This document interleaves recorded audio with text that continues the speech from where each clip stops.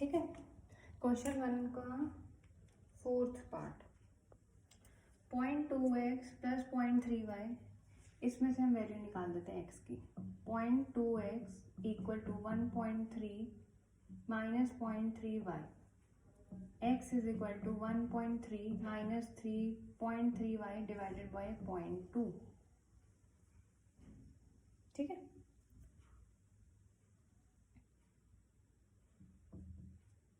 अब इस x की वैल्यू हम किस में डाल देंगे, सेकेंड वाले इक्वेशन में।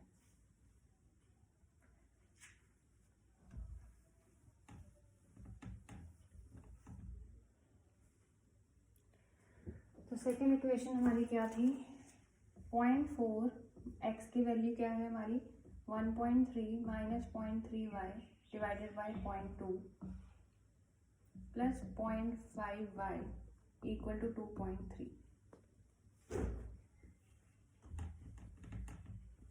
मल्टीप्लाई कर दो,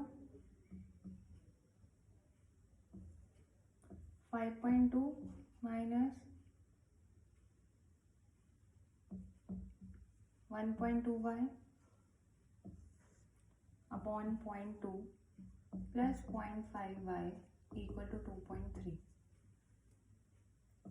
5.2 माइनस 1.2y प्लस एलसीएम ले लोगे तो ये क्या आ जाएगा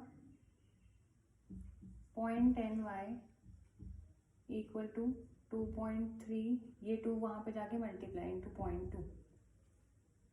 ठीक है। 5.2y को ऐसे ही रख दो, 5.2 को ऐसे ही रख दो, इसको सॉल्व कर दो। 1.2y में से 0.10 माइनस करना है 0। ठीक है। तो क्या आ जाएगा ये minus 1.10y equal to, multiply कर दो 6, 46, 46 2 0.46। 5.2 वहाँ पे जाके क्या हो जाएगा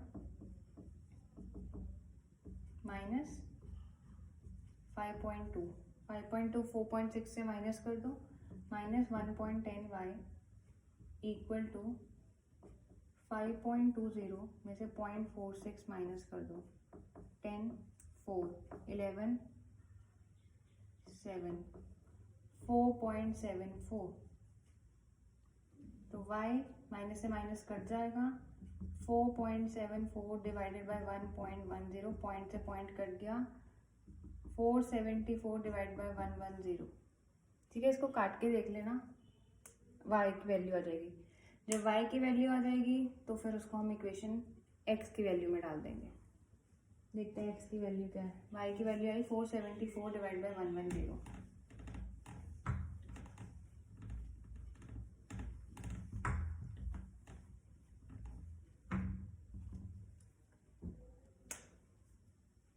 point 2x plus 0.3 474 divide by 110 equal to 1.3।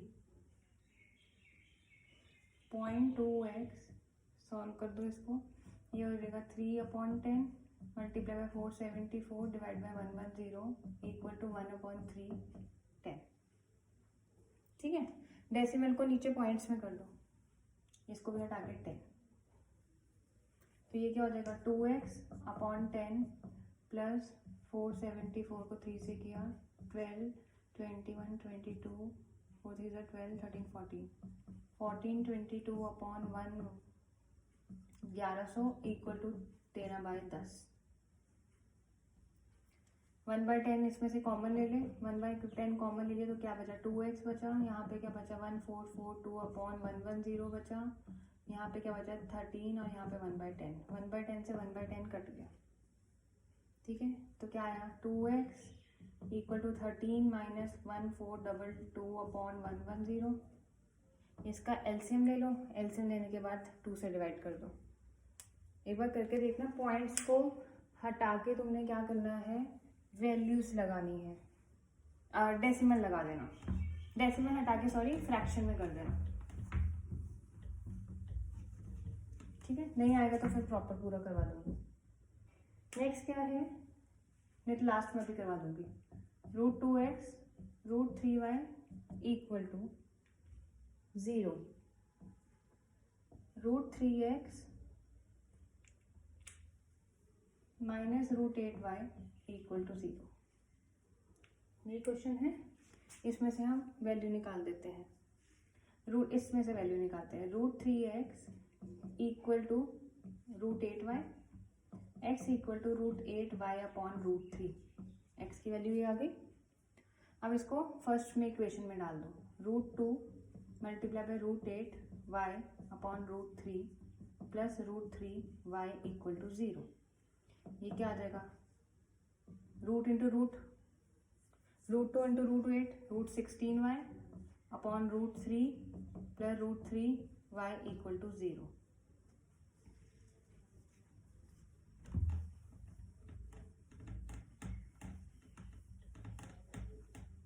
√16 किसका होता है, 4 का होता है। 4y upon √3 plus √3y equal to 0। ये आ गया। अब एलसीएम ले लो। √3 इंटू √3 क्या होगा, 3 plus 3y equal to 0 upon √3। √3 वहाँ पे जाके क्या हो जाएगा, मल्टीप्लाई, तो 0 ही आ जाएगा। तो 7y equal to 0, y equal to 0। y की वैल्यू 0 है, x की वैल्यू निकल जाएगी इससे, ठीक है।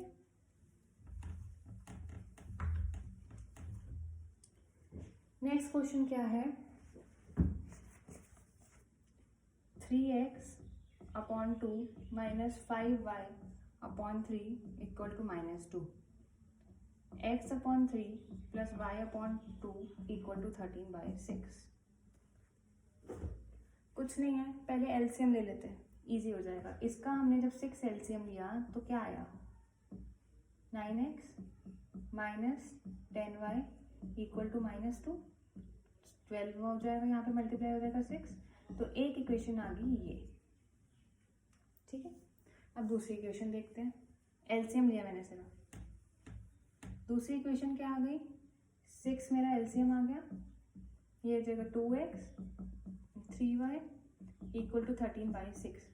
6 से 6 कट गया, तो दूसरी इक्वेशन क्या आ गई मेरी, 2x plus 3y equal to 13। अब इसको सॉल्व कर दो, वैल्यू निकाल दो। 2x वाले से वैल्यू निकाल देते हैं, या कोई भी निकाल दो, कोई वो नहीं है। 2x equal to 13 minus 3y, x is equal to 13 minus 3y upon 2। इसकी वैल्यू इसमें पुट कर देते हैं। x की value 9, 13 minus 3y divided by 2 minus 10y equal to -12।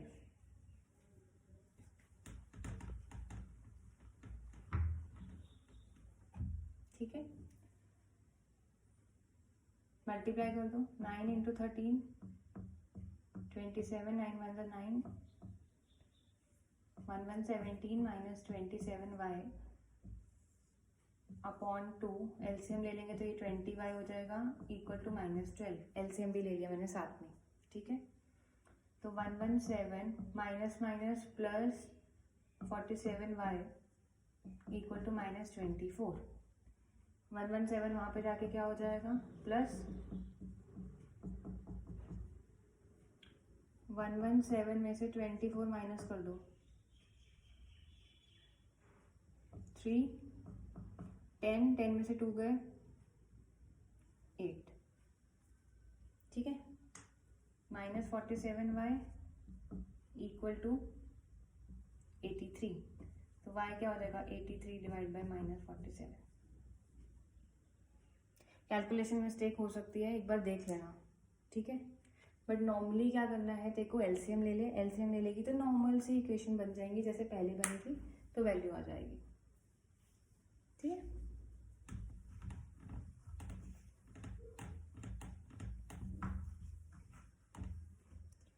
Next है, the larger of 2 supplementary angles exceed the smaller angle by 18 degree, find that.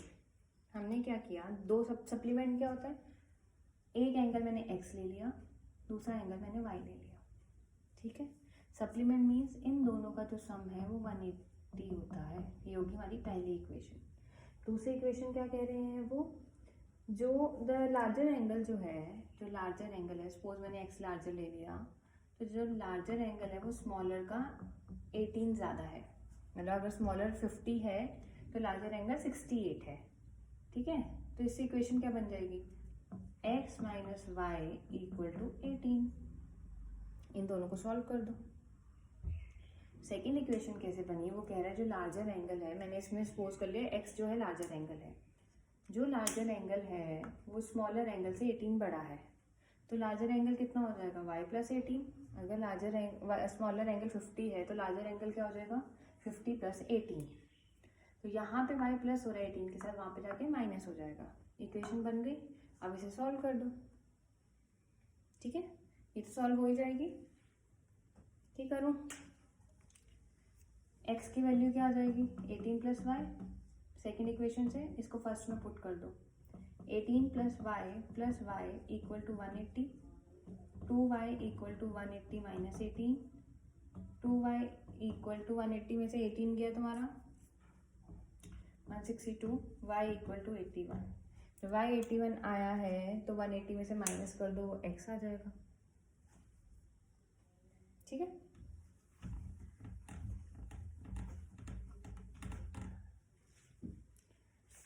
Next question है, the taxi charges in a city consist of a fixed charge together with a charge for the distance covered.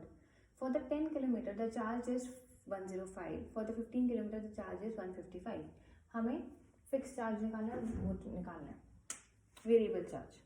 हमने क्या करा, fix charge को x ले लिया, variable को y ले लिया, ठीक है जी। फिक्स चार्ज तो सेम ही रहेंगे, जितना मर्जी जाओ वो तो उन्होंने लेने ही लेने। कितना किलोमीटर गए वो 10 किलोमीटर। तो सेकेंड इक्वेशन क्या होगी 10y। इन दोनों का चार्ज उन्होंने कितना लिया 105। फिक्स चार्ज जो लेना है, वेरिएबल 10 किलोमीटर गए थे तो कितना चार्ज हो गया 10y हो गया। इन दोनों को टोटल करके उन्होंने कितना ले लिया 105 रुपये ले लिया। Second equation, fix charge same ही रहेगा 15y, और इतना कितना चार्ज ले लिया इन्होंने 155। ये बन गई दो इक्वेशन। फिक्स जो है वो सेम ही रहेगा, वेरिएबल में 10 अगर जितने भी किलोमीटर आएगा उससे हम मल्टीप्लाई कर देंगे। अगर वेरिएबल वो बोलते हैं कि 10 रुपये 1 किलोमीटर का होगा तो 10 × 10 हो जाएगा, बट हमें नहीं पता है वेरिएबल, तो हमने y ले लिया वेरिएबल चार्जेस को। टोटल रुपीज़ उसने 105 लिए। टोटल रुपीज़ में हमारा फिक्स भी ऐड होता है, वेरिएबल भी ऐड होता है, तो इसलिए fix plus variable is equal to 105। अब इक्वेशन को सॉल्व कर देना, ठीक है। अब क्या हो जाएगा, इसकी वैल्यू ले लो, x क्या आ जाएगा 105 माइनस 10y। 105 माइनस 10y आ गया, इसमें पुट कर दो। 105 minus 10y plus 15y equal to 155, ठीक है। ये क्या आ जाएगा 5y, ये आ जाएगा 155 माइनस 105, 5y is equal to 50, y क्या आ गया मेरा 10। तो मेरा वेरिएबल 10 आ गया। अब इसकी वैल्यू इसमें पुट कर दो, किसी भी इक्वेशन में पुट कर दो y की वैल्यू, तो x आ जाएगा। x is equal to 105 minus 10y, 105 minus 100, 10 × 10 क्योंकि y 10 आया 100 हो गया। तो फिक्स चार्ज मेरा क्या आ गया 5 रुपये, ठीक है। क्वेश्चन दोबारा सुनो, वो कह रहे हैं टैक्सी ड्राइवर है, वो क्या चार्ज कर रहा है, फिक्स चार्ज कर रहा है, वेरिएबल चार्ज कर रहा है। जो फिक्स चार्ज है वो तो सेम ही रहेगा, तो मैंने उसको x ले लिया, ठीक है। प्लस वेरिएबल चार्ज होता है किलोमीटर्स पे डिपेंड पे, तो 10 किलोमीटर हम गए तो वेरिएबल कितना हो गया 10 × y, तो कितने रुपीज़ दिए मैंने 105 रुपये दिए। सिमिलरली फिक्स्ड प्लस 15 किलोमीटर के 15 × y कितने रुपीज़ दिए मैंने 155 दिए। फिर इसको वैल्यू निकाल दो। एक चीज़ और, पेपर में ये नहीं आएगा किस मेथड से करना है, पेपर में आप किसी भी मेथड से कर सकते हो। तो एक और मेथड है, अभी 2 मेथड और हैं, तो इनमें से जो भी इजी लगेगा उसमें से कर लेना।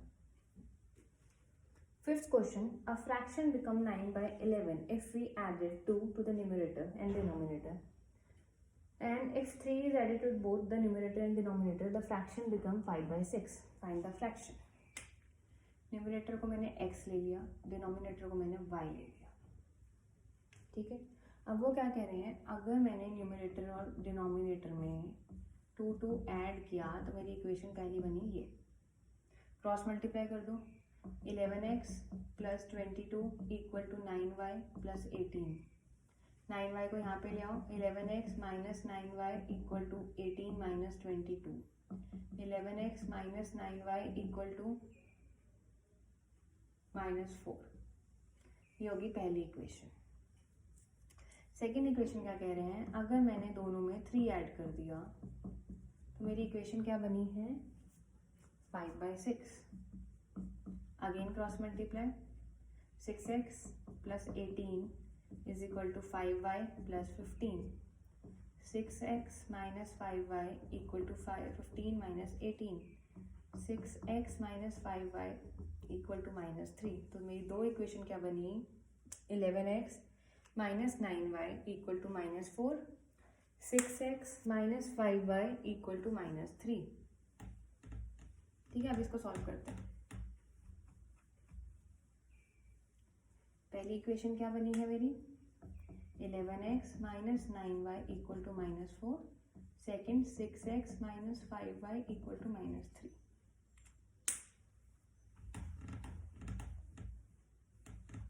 एक एक लाइन को समझो और फिर इक्वेशन बनाओ, 8th में भी यही समझाया था, ठीक है। अब इसको सॉल्व करते हैं, 6x equal to -3 plus 5y, x equal to -3 plus 5y divided by 6।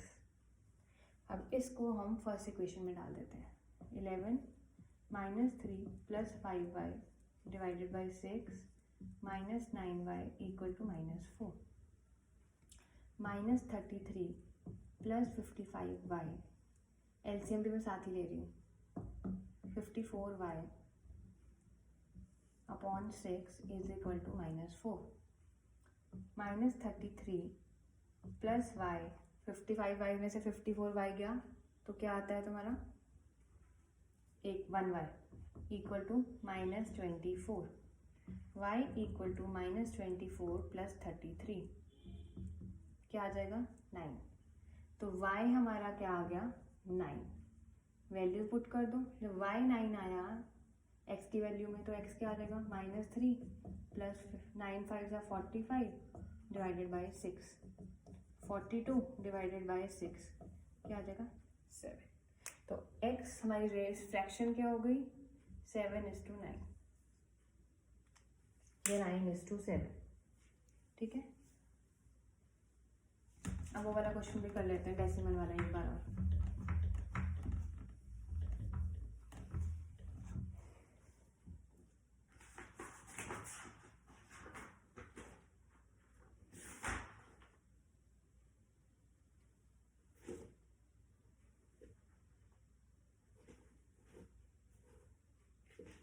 ठीक है, अब क्या है डेसिमल वाला क्वेश्चन, 0.2x। पहले क्वेश्चन जो फर्स्ट के क्वेश्चंस के पार्ट है उसमें कैलकुलेशन मिस्टेक्स हो सकती हैं। 0.3y इक्वल टू 1.3, क्योंकि मेरे को आंसर नहीं पता अभी क्या है। 0.4x plus 0.5y equal to 2.3। ठीक है, एक सिंपल तरीका देखते हैं, शायद निकल जाए इससे आंसर। सबको फ्रैक्शन में करते हैं, आई थिंक निकल जाना चाहिए। 10 काट दो सबका, ठीक है। हमारी इक्वेशन दूसरी क्या बन जाएगी, ये सॉल्व करके देखते हैं निकलेगा कि नहीं। ये क्या आ जाएगा, एक्सिस की value 13 minus 3y divided by 2, इसमें वैल्यू डालते हैं। कट गया, पता चला ना, सब में 10 था तो हमने काट दिया डेसिमल को फ्रैक्शन में करके। तो 4 13 into 3y divided by 2 plus 5y equal to 23। अब इस इक्वेशन को सॉल्व करते हैं तो इजी हो जाएगा ये।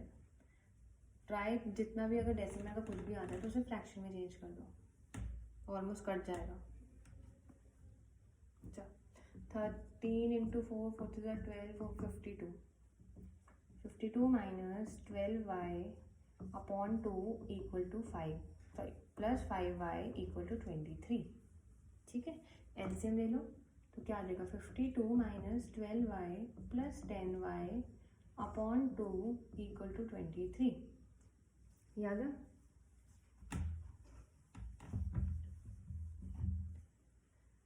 टू वहाँ पे चला जाएगा, 52 minus 12y plus 10y minus 2y, ये क्या हो जाएगा 46 minus 2y equal to 46 minus 52 minus 2y equal to minus 4, y आ गया 2। जब y 2 आ जाएगा तो x भी निकल जाएगा, वैल्यू पुट कर देना x की, ठीक है।